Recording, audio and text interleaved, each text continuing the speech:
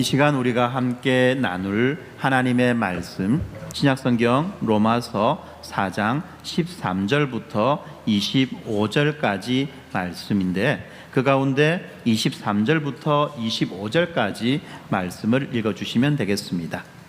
그에게 이로 여겼다 기록된 것은 아브라함만 위한 것이 아니요 이로 여기심을 받을 우리도 위함이니 곧 예수 우리 주를 죽은 자 가운데서 살리신 이를 믿는 자니라. 예수는 우리가 범죄한 것 때문에 내줌이 되고 또한 우리를 의롭다 하시기 위하여 살아나셨느니라.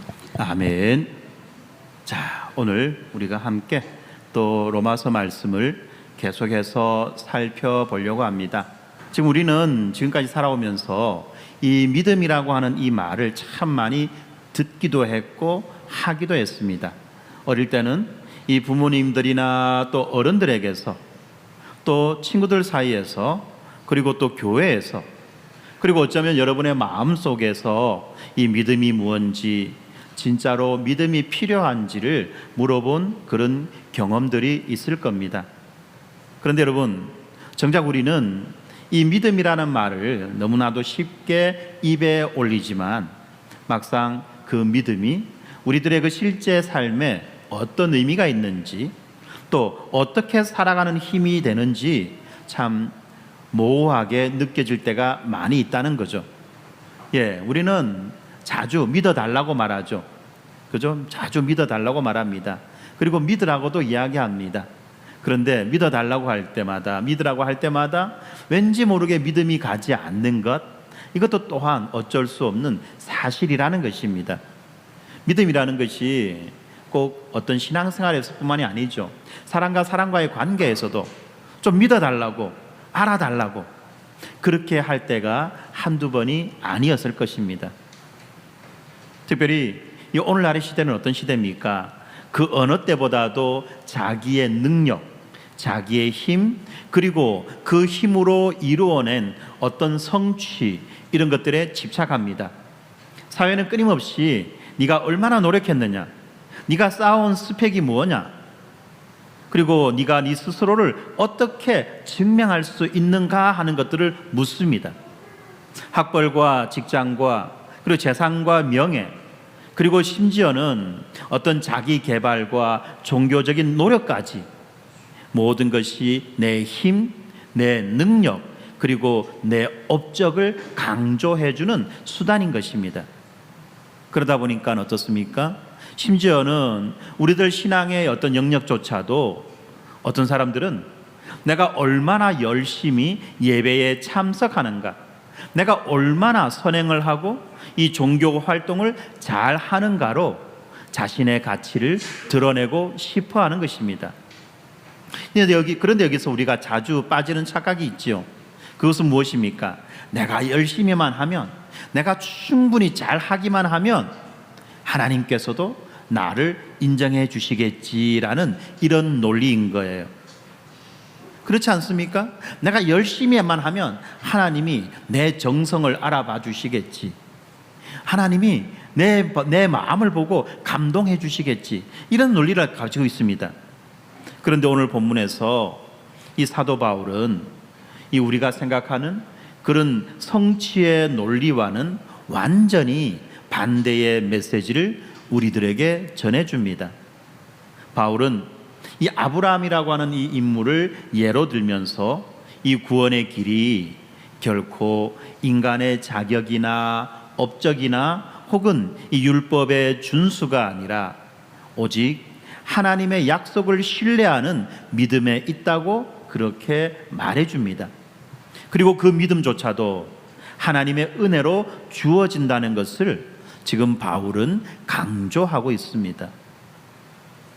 그 믿음조차도 하나님의 은혜로 주어진다는 것을 지금 바울은 강조하고 있는 것입니다. 혹시 지금 내가 이만큼 신앙생활을 했으니까 이제는 인정받을 만하지 않을까?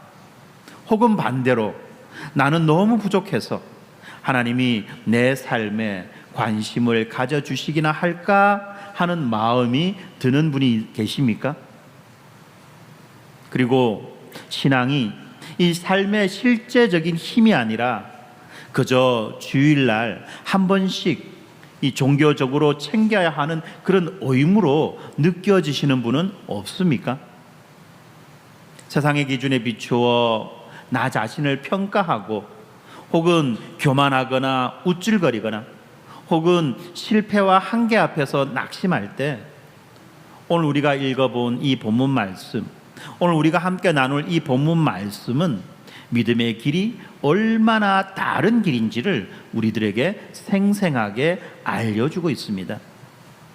그래서 우리는 이 시간 오늘의 본문 말씀을 따라서 이 구원의 근거가 우리의 행위나 우리의 업적이 아니라 오직 하나님의 은혜와 약속을 신뢰하는 믿음이라는 것을 함께 살펴보려고 합니다. 성경이 우리에게 보여주는 이 아브라함의 삶은 그 인간의 연약함과 한계, 그리고 하나님이 일방적으로 베풀어 주시는 그 사랑과 은혜가 어떻게 새로운 인생의 문을 열어주시는지를 잘 보여주는 것입니다.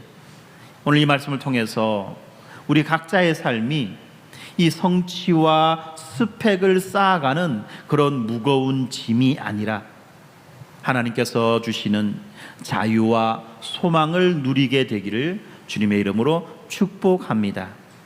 먼저 우리가 본문을 볼 때 본문 13절부터 15절까지 말씀에서 바울은 아주 분명하게 말씀합니다. 아브라함이 이 세상의 상속자가 된 것은 율법을 통해서가 아니라 믿음의 의로 말미암은 것이다 라고 말씀하고 있습니다. 아브라함이 세상의 상속자가 된 것, 무슨 말이냐 하면 이 세상을 다 가진 자가 된 것이에요. 세상의 그 복의 통로가 된 것, 세상의 왕이 된 것, 이 말이죠. 이 세상의 상속자가 된 것은 그가 율법을 통해서가 아니라 믿음의 의로 말미암은 것이다라고 본문은 우리들에게 알려줍니다. 여기서 율법이라고 하는 것은 바로 하나님이 이스라엘 백성들에게 주신 해야 할 것과 하지 말아야 할 것, 다시 말하면 무엇을 해라 그리고 무엇을 하지 말아라고 하는 이 종교적 규칙의 총체인 것입니다. 그리고 유대인들은 이 율법을 지켜야지만이 복을 받는다라고 믿었습니다. 그런데 바울은 그런 그들을 향하여서 충격적인 선언을 하고 있습니다. 하나님께서 아브라함에게 주신 약속, 다시 말하자면 네가 열국의 아버지가 될 것이다, 네 자손이 하늘의 별처럼 많아질 것이다 라는 이러한 축복의 언약이 율법, 다시 말하면 인간이 뭔가 열심히 해서 얻는 보상과는 아무 상관이 없는 것이라고 바울은 우리들에게 알려주고 있습니다. 이 말이 당시의 유대인들에게는 엄청난 반향을 불러일으켰습니다. 왜냐하면 그들은 오랜 세월 동안 율법을 지키는 것이 곧 하나님의 백성이 되는 표라고 여겼기 때문입니다. 그러나 바울은 율법을 근거로 약속이 주어진다면 믿음은 아무런 의미가 없어지고 또한 하나님이 주신 그 약속 자체가 파기될 거라고, 깨어질 것이라고 그렇게 말씀합니다. 다시 말해서 만일 구원이 우리의 노력과 행위와 자격에 따라서 결정된다면 이 믿음과 은혜라고 하는 것이 도무지 설 자리가 없다는 것입니다. 여러분, 이것이 무슨 말입니까? 우리는 무의식 중에도 어떤 종교적 의무와 도덕적 선행을 신앙의 기준처럼 여길 때가 많이 있습니다. 열심히 기도하고 예배에 빠지지 않고 남에게 친절하게 대하고 때로는 금전적으로 손해를 감수하기도 하고 때로는 내가 손해를 감수하면서 봉사를 하죠. 그러면서 이쯤 하면 하나님이 보상해 주시겠지, 하나님이 갚아주시겠지라는 이런 계산을 한다는 것입니다. 그리고 우리는 이런 말들을 많이 했어요. 그런데 바울은 분명히 말합니다. 이렇게 율법과 종교심에 근거한 생각은 하나님이 주시는 그 은혜를 부정할 뿐만 아니라 우리들의 믿음을 무력하게 만들어 버린다고 말씀하고 있는 것입니다. 율법의 역할이 무엇입니까? 바울은 이 율법이 하나님의 진노를 일으킨다고 15절에서 말씀합니다. 왜 그렇습니까? 율법은 우리가 하나님의 기준에 결코 이를 수 없는 존재라는 것을 깨닫게 해주는 것입니다. 그렇기 때문에 우리가 율법을 더 많이 지키려고 애쓸수록, 더 잘하려고 그렇게 노력할수록 우리는 더 철저하게 실패하고 좌절하게 되는 것입니다. 율법은 우리의 한계와 우리의 죄악을 끊임없이 드러내는 것입니다. 그렇지 않습니까? 율법을 우리가 자세히 들여다보고 그 율법대로 살아가려고 우리가 애를 쓰면 애를 쓸수록 내가 율법을 지키지 못하고 있구나, 내가 율법을 어기고 있구나라고 하는 것을 발견하게 된다는 거예요. 그렇기 때문에 율법은 우리에게 구원을 주는 그 구원의 방편이 아니라 우리들로 하여금 죄를 깨닫게 해주는 도구가 되는 것입니다. 그리고 바로 이 지점에서 우리는 우리 자신에게 절망할 수밖에 없는 것입니다. 그런데 하나님은 이런 우리를 절망 가운데에 그냥 내버려 두지 않으셨어요. 율법이 우리를 구원하는 것에 무력하다는 것을 우리가 알게 되는 그 순간 하나님은 아브라함에게 그리고 우리에게 오직 믿음으로 의롭다 하겠다라고 선언하고 계십니다. 아브라함에게 그리고 우리에게, 잘 들으세요, 오직 믿음으로 의롭다 하겠다라고 선언해 주신다는 것입니다. 괄호넣기 문제가 또 하나 나왔죠? 네, 이것은 인간이 아니라 전적으로 하나님의 은혜와 신실하심의 근거를 둔 선언인 것입니다. 오직 믿음으로 의롭다 하겠다는 이 선언은 인간의 노력, 인간의 공로, 인간의 업적에 근거한 것이 아니라 하나님의 은혜와 하나님께서 약속을 지켜주시는 그 신실하심으로 우리가 의롭게 된다는 바로 그 선언이라는 것입니다. 신앙생활은 내가 무엇을 얼마나 잘하는가로 평가받는 그런 경쟁의 장이 아닌 것입니다. 내가 몇 점 받았느냐, 이걸로 나의 등급을 매기는 것이 아니라는 거죠. 오히려 하나님 앞에서 나는 할 수 없습니다, 그렇지만 하나님이 하실 수 있습니다 라고 믿고 고백할 때 비로소 우리는 이 믿음의 진정한 출발점에 서게 되는 것입니다. 그리고 그 믿음을 통해서 하나님은 우리가 상상하지도 못했던 그 구원의 문을 우리들에게 활짝 열어주시는 것입니다. 지금까지 우리는 율법을 지키는 것이 아니라 바로 믿음의 기초에서 하나님이 우리에게 구원의 약속을 주신다라고 하는 것을 살펴보았습니다. 믿음의 근거에서 하나님이 우리에게 구원의 약속을 주신다는 거죠. 그럼 도대체 그 믿음이 무엇일까요? 그 믿음이 도대체 어떤 것일까요? 이어지는 본문 말씀에서 바울은 이 아브라함의 믿음을 예로 보여줍니다. 아브라함의 그 믿음을 하나의 샘플로 보여주면서 이 믿음이 무엇이냐? 바로 현실을 이기는 신뢰다라고 말씀합니다. 현실적인 장벽과 현실적인 그 불가능을 이기게 해주는 신뢰가 바로 믿음이다라고 말씀합니다. 16절부터 22절까지 바울은 이런 믿음의 샘플로 아브라함의 믿음을 설명해 주고 있습니다. 성경은 이 아브라함의 믿음을 이렇게 묘사합니다. 18절에 보니까 바랄 수 없는 중에 바라고 믿었다. 19절에 보니까 그 믿음이 약하여지지 않았다. 그리고 20절에 보니까 믿음이 없어 하나님의 약속을 의심하지 않고 믿음으로 견고하여져서 하나님께 영광을 돌린다라고 말씀합니다. 무슨 말입니까? 아브라함은 하나님께서 하신 말씀을 이 자신의 현실을 뛰어넘어 전적으로 신뢰했다는 것입니다. 여러분, 아브라함의 현실이 어땠습니까? 우리가 이미 창세기의 말씀을 통해서 아브라함을 살펴보았듯이 아브라함이 하나님의 약속을 처음 들었을 때 그는 이미 75세의 노인이었습니다. 그리고 사라는 오랫동안 아이를 갖지 못했습니다.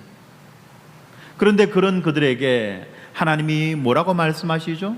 네가 내 명령을 따라서 내가 앞으로 너에게 약속할 땅으로 가라. 그러면 내가 너희에게 하늘의 별과 같이 수많은 자손을 줄 것이고 땅을 기업으로 줄 것이고 뿐만 아니라 내가 너와 함께하며 내가 너에게 복을 줄 것이다. 그리하여서 만국이 너를 통하여 복을 받게 될 것이다 라고 말씀하셨죠. 하나님이 아브라함에게 수많은 자식을 주겠다고 말씀하셨습니다. 만약에 오늘날 하나님이 우리에게 이런 말씀하셨으면 하나님 됐습니다. 그냥 무자식이 상팔자인데 뭘 많이 주시려고요? 없으면 섭섭하니까 한 개만 주시면 되지 라고 했을지 모르겠습니다. 요즘에는 그죠? 워낙 출산율도 떨어지죠. 아이를 키우는 게 너무 힘드니까. 그런데 아브라함 당시에는요, 자손이 많다는 것은요, 그가 얼마나 많은 생산력을 가지고 있는가라는 거예요. 다시 말하면 그가 얼마나 많은 부를 이룰 수 있는가, 그가 얼마나 많은 힘과 권능을 가질 수 있는가라는 상징이었습니다. 당신은 그 당시에는요, 농사를 짓고 또 소나 양을 키우는 목축을 합니다. 농사를 할 때에 다 사람의 힘으로 하죠. 목축을 할 때에도 다 사람의 힘으로 합니다. 그러니까 어떻습니까? 사람이 많다는 것은, 자식이 많다는 것은 그만큼 일할 사람이 많다는 것이고, 일할 사람이 많다는 것은 벌어들이는 수입이 그만큼 많아진다는 거예요. 다시 말하면 오늘날의 개념으로 이야기하면 이런 겁니다. 하나님이 우리에게 돈 찍는 기계 주시겠다고 하신 거예요. 약간 느낌이 오십니까? 예, 하나님 우리에게 그렇게 말씀하신 거예요. 돈 찍는 기계 줄게. 뿐만 아니라 네가 살아갈 넓은 땅을 줄게. 당시에 대부분의 사람들은 자기 땅을 가지고 있지 못했죠. 땅은 다 힘 있는 자들의 소유였습니다. 그렇기 때문에 평생 그들은 땅을 가져보는 것이, 왜요? 땅을 가진다는 것은 그만큼 안정적인 생산력의 기반을 만들 수 있다는 거죠. 오늘날에는 어떻습니까? 아파트 한 채 가져보는 것이 꿈 아닙니까? 그래서 서울의 집값이 천정부지로 치솟고 영끌이라도 해서 영혼을 끌어모아서라도 집 한 채 사는 것이 어떻게 보면 안정적인 삶의 기반을 마련한 것으로 사람들은 그렇게 여기고 있고 그렇게 애를 쓰고 있죠. 하나님이 아브라함에게 땅을 주시겠다고 하셨던 것은 어떻게 보면 그런 의미라는 거예요. 네가 안정적으로 살아갈 수 있는 삶의 기반과 터전을 마련해 주겠다는 것입니다. 하나님이 아브라함에게 그렇게 약속을 했어요. 그런데 사실 아브라함의 현실은 어떻습니까? 75살 할아버지예요. 물론 오늘날에는 75살 먹은 청년이죠. 그죠? 74살 먹으면 청년입니다. 왜요? 100세 시대니까. 강제적으로라도 100세를 살아야 되니까. 오늘날은 그렇지만 그 당시에 75이라면 어떻습니까? 언제 가셔도 잘 가셨다라는 소리를 들을 수 있을 만큼 그만큼 사셨던 거예요. 뿐만 아니라 그 아브라함의 아내인 사라도 마찬가지입니다. 이미 태가 다 닫혀졌고 끊어진 거예요. 마치 죽은 사람과 같다라고 성경은 말하고 있습니다. 그러니까 어떻습니까? 가능성이 없는 사람들에게 이런 말씀을 하신 거예요. 뿐만 아니죠. 이렇게 말씀하셨을 뿐만 아니라 하나님은 그들을 무려 25년 동안이나 기다리게 하셨습니다. 75살 되는 노인이 알을 낳는다는 것도 참 말도 안 되는 소리인데 25년 100살 되는 노인이 알을 낳는다는 게 이게 말이 됩니까 이게? 그런데 어떻습니까? 아무리 세상적으로는 생각해도 불가능해 보이는 이 상황 속에서 아브라함은 그 약속을 믿었다는 것입니다.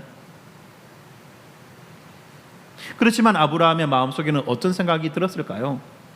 하나님, 정말 이 나이에 이 몸으로 이렇게 사라의 그 죽은 것과 같은 그 태를 통해서 자녀를 주신다고요? 누가 보더라도 비현실적이고 어리석게까지 보였을 것입니다. 그래서 심지어는 아브라함 자신도 어떤 순간에는 이 의심과 두려움 그리고 좌절에 빠진 적이 많이 있었습니다.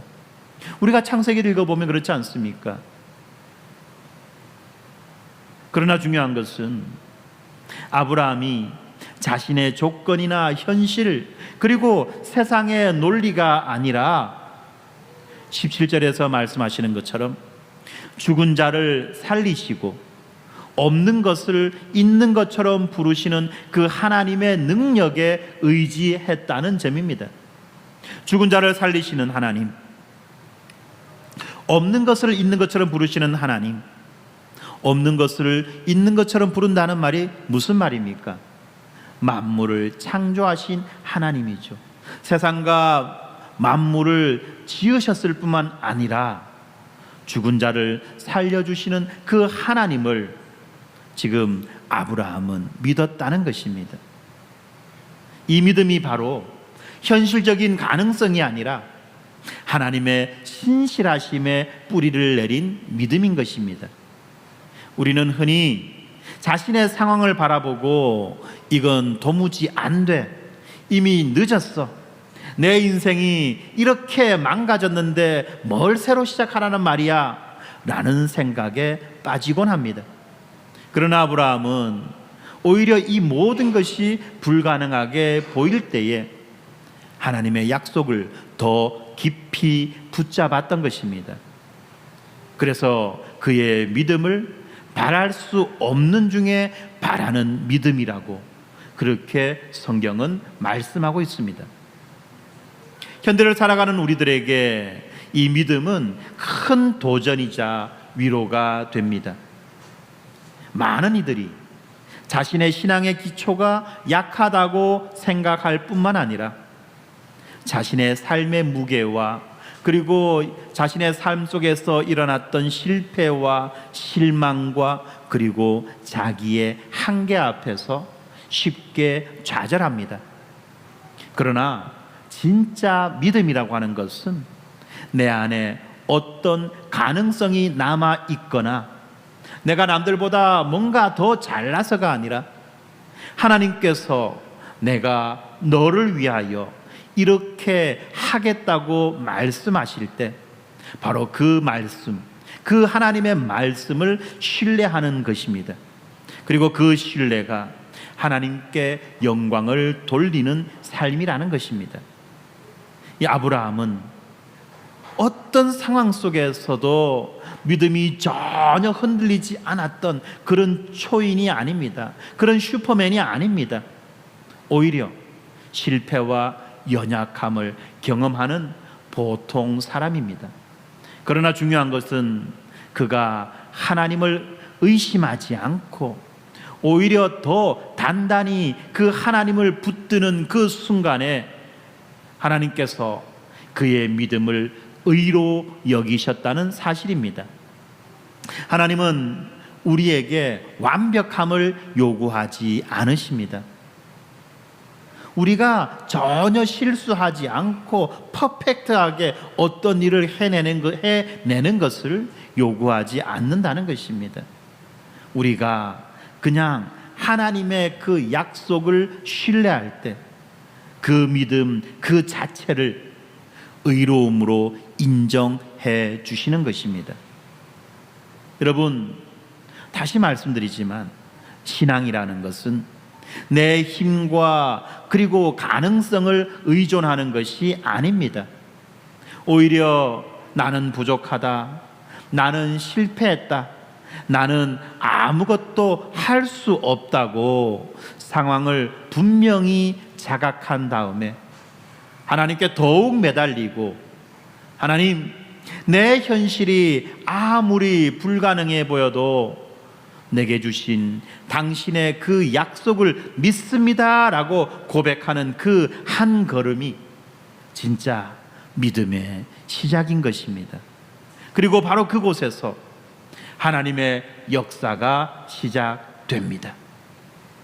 믿음의 샘플로 하나님은 아브라함을 보여주시고, 믿음이 바로 현실의 한계를 뛰어넘어 하나님을 신뢰하는 것이다 라고 그렇게 말씀하셨죠. 그리고 이제 오늘 본문의 마지막 부분에서 성경은 우리에게 말합니다. 그러면 하나님이 우리에게 어떤 약속을 주셨고 우리가 무엇을 믿어야 하는가 하는 것을 말씀해 줍니다. 많은 사람들이 이 말씀을 듣지 않고 지금까지 했던 그 앞부분의 이야기만 듣기 때문에 어떤 착각을 하느냐 하면 하나님이 나에게 어떤 약속을 해 주셨는지를 알지 못하고 그냥 믿는 거예요. 하나님이 나에게 어떤 약속을 해 주셨는지를 구체적으로 정확하게 알지 못하니까 어떤 착각을 하느냐 하면 자기 스스로가 원하는 것을 하나님의 약속이다라고 생각하게 되는 것입니다. 그래서 성경에 나오는 여러 가지 이야기들 가운데 마음에 드는 것 하나 붙잡고 이것이 나에게 주시는 약속이다라고 스스로가 착각하며 살아가지요. 그런데 성경은 너무나도 친절하게 하나님이 우리에게 도대체 어떤 약속을 해 주셨는지, 그리고 그 약속이 우리에게 어떤 의미인지를 말씀해 주고 있습니다. 이제 바울은 이 아브라함의 믿음이, 하나님께서 우리들에게 샘플로 보여주셨던 그 아브라함의 믿음이 단지 자신만을 위한 것이 아니라 우리 모두를 위한 것이라는 것을 강조해 줍니다. 그리고 이어지는 23절, 24절에서 바울은 이렇게 말하죠. 23절입니다. 그에게 의로 여겨졌다 기록된 것은 아브라함만을 위한 것이 아니요 의로 여기심을 받을 우리도 위함이니 곧 예수 우리 주를 죽은 자 가운데서 살리신 이를 믿는 자니라 라고 선언합니다. 무슨 말입니까? 이 말씀은 아브라함이 하나님의 약속을 믿었을 때 하나님께서 그를 의롭다고 하셨듯이 오늘날 예수 그리스도의 부활과 죽음을 믿는, 예수 그리스도의 그 죽으심과 부활하심을 믿는 모든 사람들도 역시 하나님 앞에서 의롭다 함을 받게 된다는 뜻인 것입니다. 예수 그리스도의 죽으심과 부활하심을 믿는 모든 사람들도 하나님 앞에서 의롭다 함을 받게 된다는 바로 그 약속을 우리에게 주신 것입니다. 어떤 약속요? 예수 그리스도의 죽음과 부활을 믿는 모든 사람을 하나님께서 의롭다고 여겨주신다는 약속입니다. 도대체 이게 무슨 말입니까?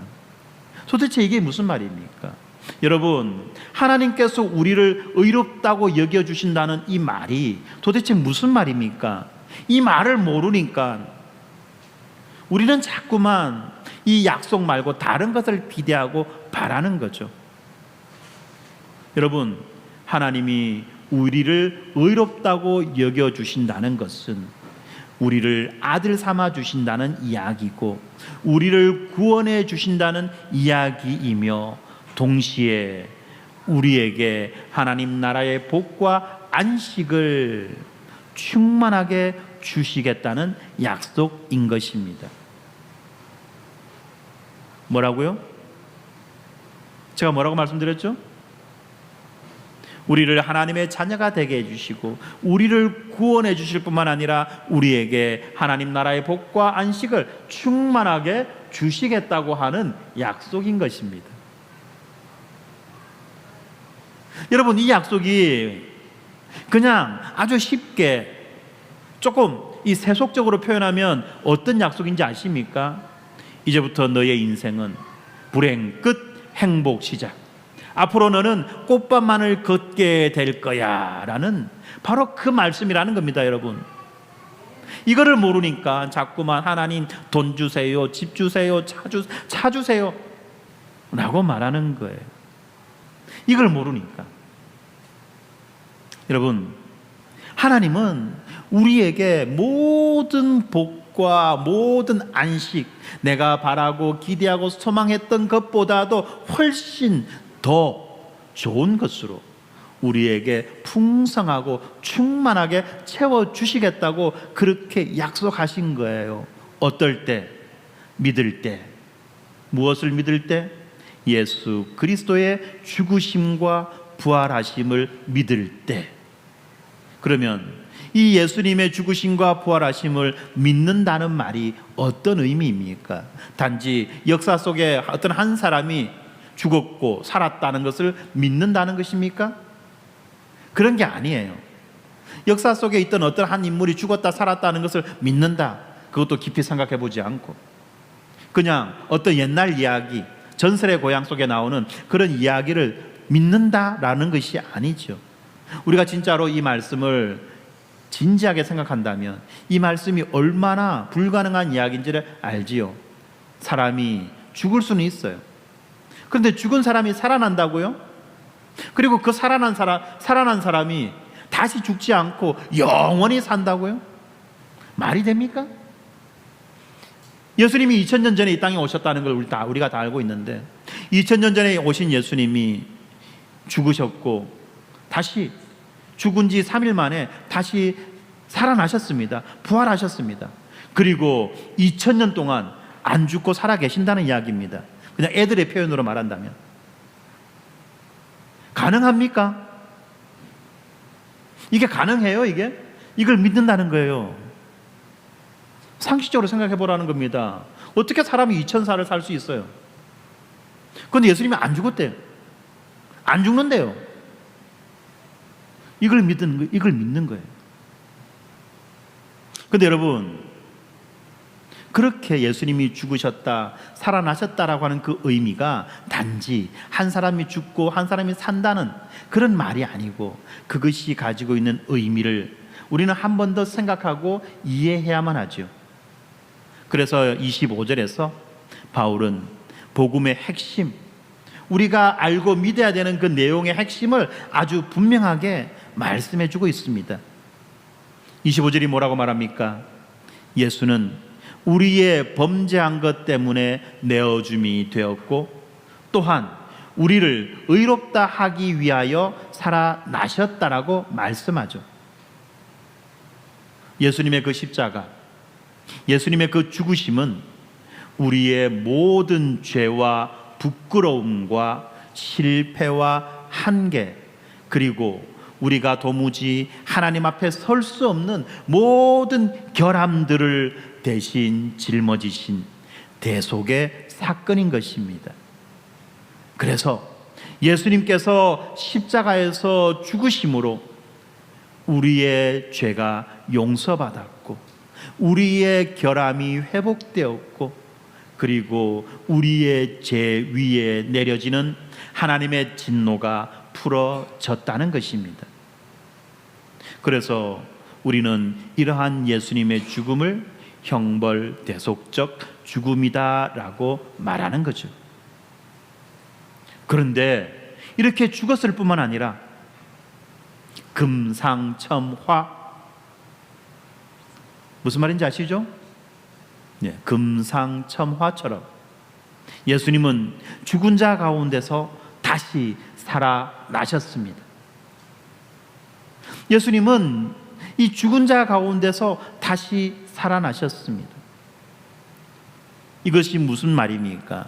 예수님의 그 부활은 하나님께서 예수님의 그 대속을, 예수님의 그 대속적 죽음을, 예수님이 우리를 대신하여 죽으신 그 죽음을 완전히 받아들이시고 인정하시고 승인하셨다라고 하는 확실한 증거라는 것입니다.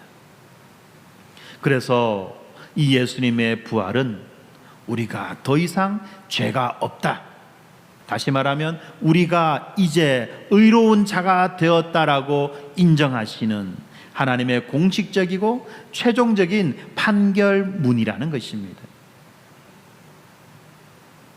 우리가 더 이상 죄가 없다, 이제 우리는 의로운 자가 되었다라고 하는 그런 공식적이고 최종적인 판결문이라는 거예요. 무슨 말입니까? 우리 인간의 모든 불행이 어디서부터 시작되었습니까? 우리 인간의 모든 불행은 바로 이 죄로부터 시작한 거예요. 인간이 범죄하여 복의 근원이신 하나님과 끊어졌기 때문에, 하나님으로부터 단절되었기 때문에 이제 인간의 모든 불행이 시작되었는데, 이제 하나님께서 그 불행의 근원인 죄의 문제를 해결해 주셨다는 거예요. 이제 죄가 없는 자, 의로운 자가 되었다고 하나님이 인정하신다는 것입니다. 그 말씀은 무슨 말씀입니까? 이제 우리는 더 이상 불행 가운데 살지 않아도 된다는 거예요. 그렇습니다. 그 말이 행복, 불행 끝, 행복 시작, 바로 그 말이 너희는 이제 죄인이 아니라 의인이다 라고 하시는 그 선언 가운데 담겨있는 의미라는 거예요. 단순히 이 말씀은요, 단순히 앞으로 잘해봐라는 그런 격려가 아니죠. 노력해봐, 애써봐, 그러면 될 거야, 이런 말이 아니에요. 그것은 바로 내 인생 가운데에 확정된 너는 내 아들이고 너는 내 딸이다, 너는 내 앞에서 의로운 자다라고 말씀하시는 변하지 않는 우리들의 신분의 선포라는 것입니다. 이 사건의 놀라운 점은 이 모든 일이 나의 조건이나 나의 능력이나 나의 경험, 감정과 같은 내부적이고 주관적인 사건이 아니라 외부적이고 객관적인 사건이라는 것입니다. 외부적이고 객관적인 사건, 다시 말하면 나의 형편과 처지와 능력과 나의 스펙과 나의 어떤 성과와 아무 상관없이 외부에서 일어난 사건이라는 거예요. 그렇기 때문에 우리 모두에게 똑같이 공통적으로 적용될 수 있는 사건이라는 말인 거예요. 우리는 자신의 신앙의 크기, 그리고 내적인 느낌, 그리고 감정에 따라서 구원의 확신과 기쁨이 벅차오를 수가 있습니다. 그런데 여러분, 이런 확신과 기쁨은 마치 요동치는 바다와 같이 불안정하다는 것을 우리는 알고 있죠. 그래서 어떤 찬양을 들을 때 우리의 마음은 평안해집니다. 어떤 찬양 집회나 부흥 집회에 가면 우리의 마음이 뜨거워지고 나도 알 수 없듯이, 나도 주체할 수 없는 눈물이 흐르기도 하고 막 이런 일이 생깁니다. 그러나 어떻죠? 그런 집회를 마치고 집으로 돌아가려고 주차장에서 차를 빼는 순간 옆차가 내 차를 끌고 지나가면 지금까지 받았던 은혜는 다 온데간데 없고, 그죠? 속에서 화딱지가 나고 불이 납니다. 특별히 상대방이 조금 뻔뻔스럽게 나오면 10원짜리 바로 티 나오죠. 그게 우리예요. 우리가 조용한 찬양, 우리에게 위로가 되고 은혜가 되는 찬양을 듣고 있는데 옆에서 애가 내가 아끼는 그릇을 하나 깨트리면 그 평화는 온데간데 없고 눈무자스 소리가 나오는 것이 우리들입니다. 그렇지 않습니까? 우리의 내면에서 일어나는 내적인 느낌과 감정은 요동치는 바다와 같이 불안정하다는 것입니다. 그래서 바울이 뭐라고 말합니까? 우리의 구원, 우리의 의로움은 오직 예수 그리스도의 죽음과 부활이라고 하는 객관적 사건 위에 세워져 있다고 말씀하는 거예요. 주관적인 느낌과 감정이 아니라 바로 이 객관적 사건, 예수 그리스도의 죽으심과 부활하심이라고 하는 이 객관적 사건 위에 세워져 있다고 말씀하시는 겁니다.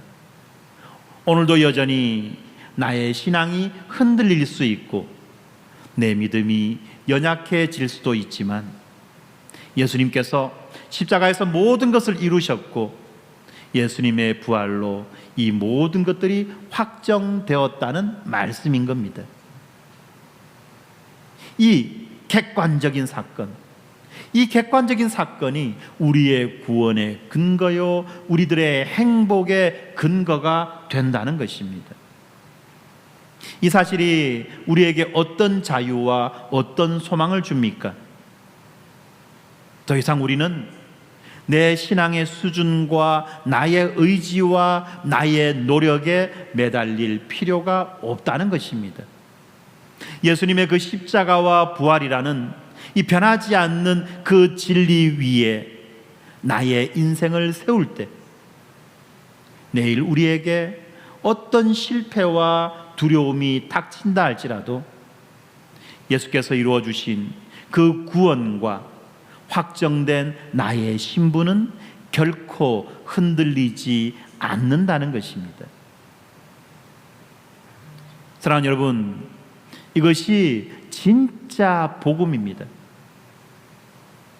그리고 우리는 오직 이 복음의 진리를 믿음으로 받아들이고 예수님의 이름을 의지할 때 이 믿음이 우리 모두에게 오늘도 새로운 소망과 자유를 선물합니다.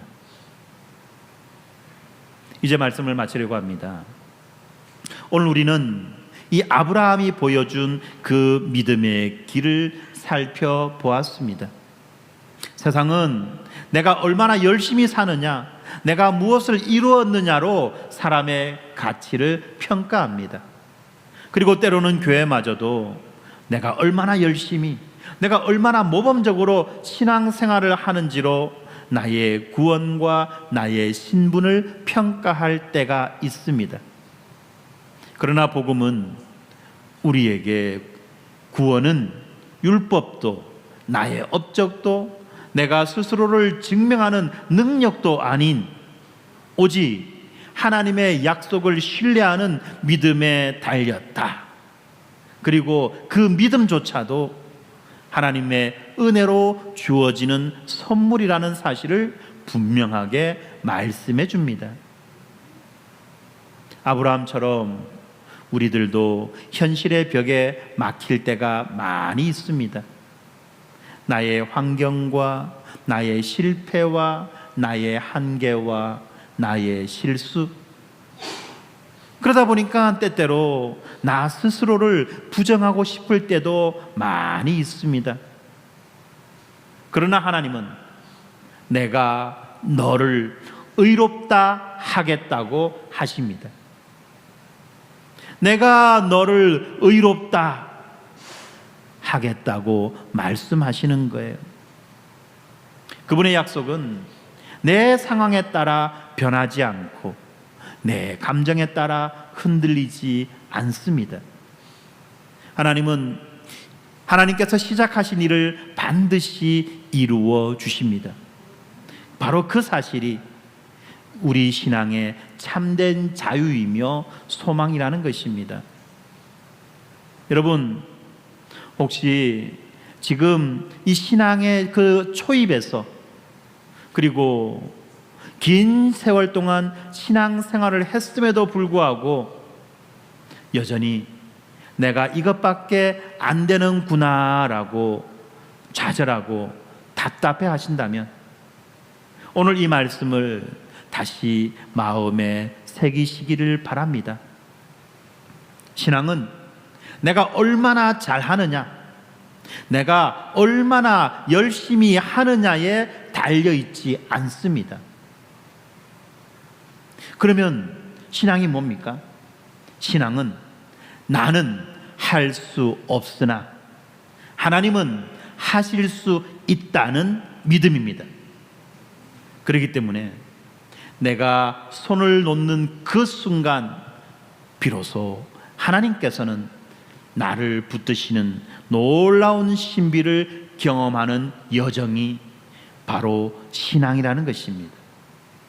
그리고 이 믿음의 길 위에서 하나님은 오늘도 새로운 약속을 우리들에게 주십니다. 예수 그리스도의 십자가와 부활, 예수 그리스도의 그 십자가와 부활이 바로 그 약속의 최종 완성이자 그리고 우리 모두가 걸어가야 할 새로운 믿음의 길이라는 것입니다. 내 인생의 모든 죄와 수치와 실패와 절망 위에 예수님은 자신의 생명과 자신의 의를 덧입혀 주셨습니다. 우리가 그분을 신뢰할 때 우리는 더 이상 자격을 묻지 않아도 되고 더 이상 비교와 경쟁 속에서 자신을 평가하지 않아도 되며 더 이상 답답해하거나 힘들어하지 않아도 되는 것입니다. 우리가 하나님께 아무것도 내세울 것이 없지만 예수님의 십자가와 부활이 나의 전부입니다 라고 고백할 때 하나님께서는 그래, 바로 그것이 너를 의롭게 하는 믿음이다 라고 말씀하시는 것입니다. 이제 우리의 삶의 방향이 바뀌기를 바랍니다. 율법과 성과와 스펙의 그 무거운 짐이 아니라 믿음과 은혜의 가벼움과 자유 그리고 부활의 소망이 우리의 삶을 가득 채우기를 소망합니다. 내 힘과 가능성, 내 실패와 한계를 바라보며 절망하던 그 자리에서 이제는 하나님의 약속과 예수 그리스도께서 완성하신 구원을 바라보며 매일 새로운 희망을 품으며 살아가기를 바랍니다. 아브라함이 바랄 수 없는 중에 바라고 믿었다는 말은 인간의 논리와 상식을 뛰어넘는 하나님의 그 역사가 가능하다는 것을 보여주는 거죠. 그래서 신앙은 내가 할 수 있는 만큼 해보자가 아니라 하나님이 말씀하신 대로 반드시 이루실 것이라는 이 신뢰가 신앙인 것입니다. 여러분, 내가 할 수 있는 만큼 해보자가 신앙이 아니에요. 하나님이 말씀하신 대로 반드시 이루실 것이다. 하나님이 말씀하신 대로 반드시 이루실 것이다. 예수 그리스도의 그 십자가 형벌 대속적 죽음으로 나의 모든 불행의 근원인 죄와 사망의 문제가 해결되어졌으며, 예수님의 그 부활하심을 통해서 예수님의 그 죽으심의 사건은 하나님께서 인정하셨고, 뿐만 아니라 그 결과를 하나님께서 우리 모두에게 적용시켜 주신다는 분명한 약속인 거예요. 그리고 또한 예수 그리스도를 믿는 모든 자들은 이제 더 이상 죄와 사망의 그 사슬에서 벗어나 하나님 안에서 영원한 생명을 누리며 하늘나라의 그 풍성하고 충만한 복과 안식을 누리며 살아가는 인생을 살 수 있다는 것을 우리에게 말씀해 주셨고, 우리는 그것을 믿는 것입니다. 그러면 어떤 분들은 또 이렇게 말할 겁니다. 에이, 목사님, 내가 하나님을 믿는다고 내 인생 달라지는 거 하나도 없는데요. 내가 하나님을 믿는다고 이 전셋집이 어떻게 달셋집으로, 달셋집이 아니죠. 전셋집이 달셋집이 아니라 전셋집이 그래도 은행 대출이라도 조금 낀 그런 내 집이 되는 것도 아니고, 이 5평짜리 원룸이 30평짜리 빌라로 바뀌는 것도 아닌데요. 하나님, 목사님, 믿는다고 하지만 똑같은데요, 내가 살아가는 삶의 환경은. 여러분, 근본적이고 본질적인 변화라는 것입니다. 그리고 그 근본적이고 본질적인 변화를 통해서 우리에게 마침내 하나님의 약속이 실체로 드러나게 된다는 것입니다. 그리고 이것을 하나님께서 약속해 주셨다는 것입니다. 그리고 우리는 그 말씀을 믿는 거예요. 특별히 여러분이 지금 삶의 어떤 현실에 있든지 우리 주님의 약속은 결코 여러분을 포기하지 않는다는 것입니다. 그렇기 때문에 우리가 실패했고 실수했다고 자기 인생을 후회하고 자책하는 것이 아니라, 스스로의 그 한계 속에 갇혀 있는 것이 아니라, 바로 우리가 지쳐 있고 나자빠져 있고 헐떡여 있는 그 자리에서 하나님께 나아가야 하는 것입니다. 그리고 그 하나님 앞에서, 하나님, 내게는 더 이상 내세울 것이 없습니다. 다만 나는 예수 그리스도의 십자가와 부활을 신뢰합니다. 주님께서 하신 그 약속을 나는 붙들겠습니다 라는 이 믿음의 고백이야말로 하나님이 기뻐하시고 여러분을 참된 자유와 소망으로 인도하는 시작점이 되는 것입니다. 다시 말씀드리지만 신앙의 본질은 내 안에 있지 않습니다. 그래서 나의 신앙이 흔들리고 내가 부족하고 연약해질 때, 나에게 이 구원의 확신이 사라지는 것과 같을 때, 다시 한번 내 안이 아니라 예수 그리스도의 죽음과 부활, 그분이 이루신 완전한 그 구원에 우리의 눈을 돌려보기 바랍니다. 바울이 말한 것처럼 우리의 의로움은 내 감정이나 경험 그리고 나의 신앙의 수준에 달려있는 것이 아니라, 죽은 자를 살리시고 없는 것을 있는 것처럼 부르시는 하나님, 예수 그리스도께서 완성하신 일에 달려있는 것입니다. 이 은혜의 복음은 우리 모두에게 새로운 삶의 문을 열어줍니다. 자격 없는 자에게 주시는 하나님의 사랑, 내가 다 하지 못한 부분을 덮어주시는 그 하나님의 은혜, 실패와 절망 가운데에서도 내가 너를 포기하지 않는다고 선언하시는 그 하나님의 신실하심이 우리 인생의 모든 순간을 감싸고 있는 것입니다. 그래서 이제 더 이상 우리는 나 자신에 얽매여 있지 않고 하나님께서 이미 이루신 그 약속에 의지하여 오늘을 살아갈 수 있는 것입니다. 여러분, 이제는 우리의 시선을 자기 자신이 아니라 우리를 의롭다 하시는 하나님께, 그리고 예수 그리스도의 그 십자가와 부활로 확정된 변치 않는 소망에 두시기를 바랍니다. 바울이 전한 복음, 아브라함이 보여준 믿음, 그리고 예수 그리스도께서 완성하신 구원이 오늘 이 자리에서 우리 모두의 삶을 다시 일으켜주는 새로운 능력이 되기를 간절히 축복합니다. 기도하겠습니다. 신실하신 하나님 아버지, 오늘 아브라함의 믿음을 통해 우리에게 베풀어 주신 놀라운 복음을 다시 바라보게 해주셔서 감사합니다. 내 힘과 자격, 나의 업적이 아니라 오직 하나님의 약속과 은혜, 그리고 예수 그리스도의 십자가와 부활에 우리 구원이 놓여 있다는 것을 이 시간 고백합니다.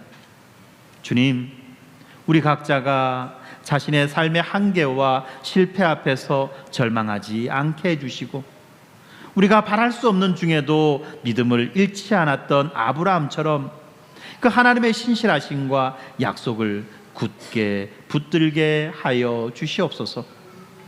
나의 연약함과 부족함을 넘어 예수 그리스도께서 이미 이루신 완전한 구원을 의지하는 믿음을 허락하여 주시옵소서. 세상에 끊임없이 자격과 스펙과 성취를 요구할 때 우리는 오직 믿음, 오직 은혜, 오직 예수 그리스도만을 자랑하며 살게 해주시고, 이 복음의 소망이 우리의 일상과 모든 우리들의 만남 가운데 선명하게 드러나게 해 주시옵소서. 죽으시고 부활하신 예수님의 이름으로 기도합니다. 아멘.